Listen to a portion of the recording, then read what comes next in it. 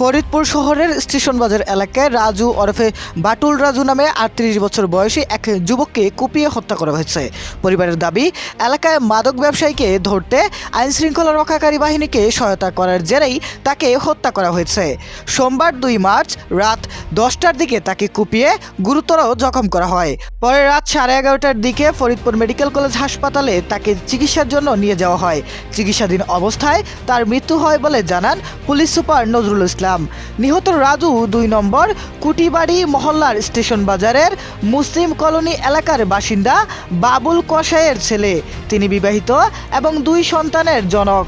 স্থানীয় সূত্রে জানা যায়, কথিত মাদক ব্যবসায়ী শিল্পী বেগমের জামাতা হৃদয় শেখ ও তার ৪-৫ সহযোগী চাপাতি ও রামদার সহ ধারালো অস্ত্র নিয়ে হামলা চালায়।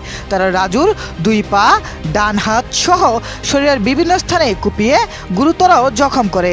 স্থানীয়রা তাকে উদ্ধার করে হাসপাতালে নিয়ে গেলে তিনি হাসপাতালে চিকিৎসাধীন অবস্থায় মারা যান।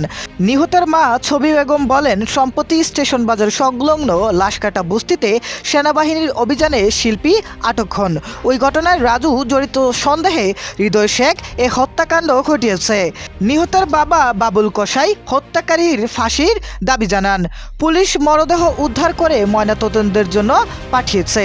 পুলিশ সুপার জানান, মাদক সংক্রান্ত বিরোধের জের ধরে এই হত্যাকাণ্ড ঘটেছে বলে প্রাথমিকভাবে ধারণা করা হচ্ছে। হৃদয় শেখকে মাস্টার মাইন্ড হিসেবে সন্দেহ করা হচ্ছে। তাকে একাধিকবার গ্রেপ্তার করা হয়েছে। এ ঘটনায় ৩ জনকে আটক করা হয়েছে এবং মামলার প্রস্তুতি চলছে। আলামিন, নিউজ ডেস্ক, সে অলওয়েজ ট্রুথ।